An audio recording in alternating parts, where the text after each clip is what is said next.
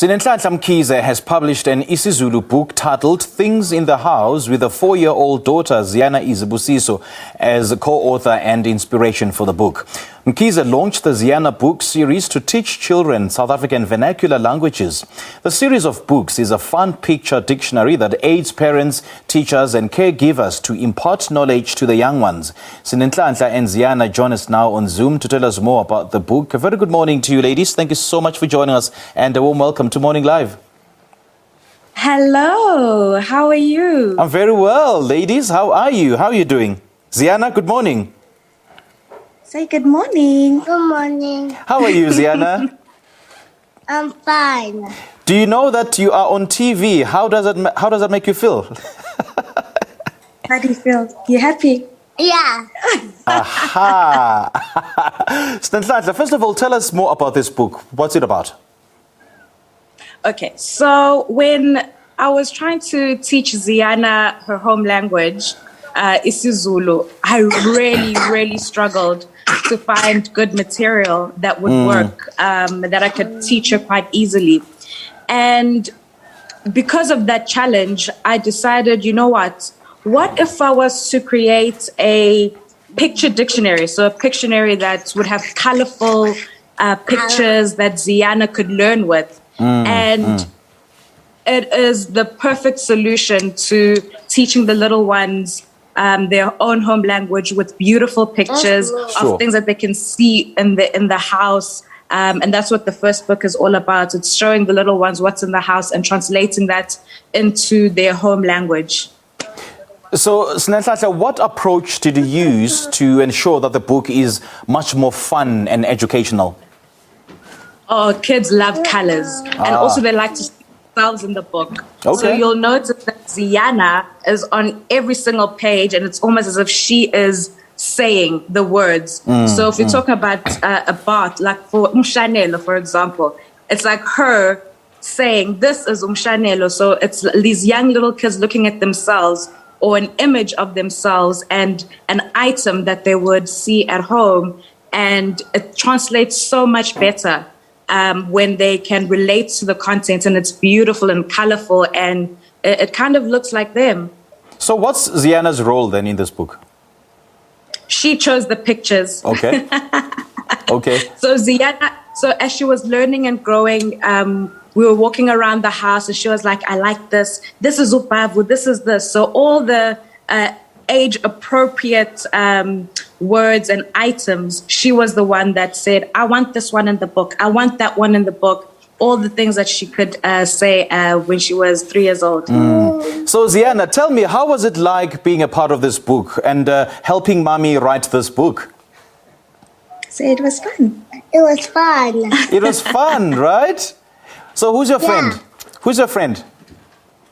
Who's your friend? Did you show your friends your book? She's a little bit shy. She's a little bit shy. Did you show the book to your friends? Yeah, show them the book. Show them the book. Yeah, it is. Aha, it's so beautiful. Thank you. Thank you. Sure. Now, Sinenhlanhla, why is it important, for children to know vernacular languages of their homes? I think it's a concern that I think a lot of parents see at this current moment, where we're sending our children to multiracial schools and they get a lot of time learning in English, that when we don't put the effort to teach them their home language, it kind of becomes obsolete. And by the time they're teenagers, they're not speaking a word of vernacular because they are so exposed only to what they're taught at school, which is predominantly, in English. So for me, it's very important to preserve our languages. And I thought, how could we play a part in that from the early development phases? And I think a Pictionary is a great way for parents to start using different tools to introduce their home language to their child in a way that's not only just speaking, but they can see the material like they would when they're at school with the different books that they get there. And I've noticed that as we take our kids to multiracial schools, they learn most of their learning in English. And I've noticed that even some parents at home, they make children speak English so that they can know English. And in the process, indigenous languages just falls in the cracks. And this is a very, very unfortunate state of affairs in our country. And I suppose then that this kind of book will help cover that gap insofar as ensuring that kids embrace their indigenous languages. I mean, you've said the book is part of Ziyana's, series of vernacular books. What other books are you writing? So we're going to move on to other languages. So the first one is Zulu. So we're going to translate it into other language to ensure that we include all the other vernacular languages. Okay. And then we'll move on to other things like animals, like numbers, all the different things that little ones should know as they are toddlers in their own home language. And I suppose it must be very difficult and quite tedious for you to immerse yourself in the mind of a 3 or 4 or even a 5-year-old, because you need to, interpret it in a way that they can understand, in a way that the readers can understand. And in this particular instance, you were assisted by your 4-year-old daughter. So how was it working with a 4-year-old? It's very easy, actually, because these little ones, they don't have a long span of attention. So if you're not hitting it right, they lose interest very quickly. So I was able to know what works for her based on what she gives attention to. And that's how I'm writing the book. It's finding out what stands out to her, because it's a whole process of elimination. Sure. What type of pictures work?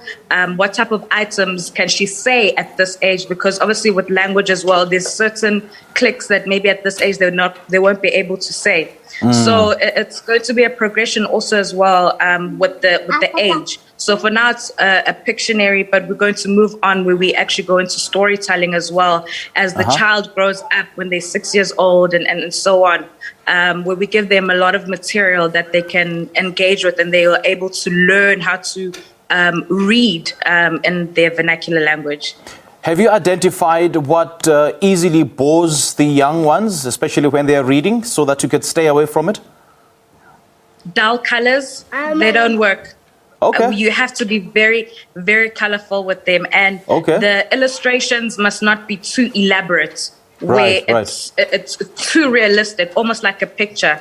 You have to animate it in a certain way. And that's what helped with us, is working with a very good illustrator. Her name is Mashele Gwinika. She is amazing. And she was able to get into Ziyana's mind to find out what works for her. And it's very much the colorful and animated illustrations that stood out for the child. Interesting. So where can people buy this book? It is available online on www.ziyanabooks.co.za, and it goes for 169 Rand. Okay, great stuff. Now, may I speak to Ziyana, please? Ziyana, come. Say hello.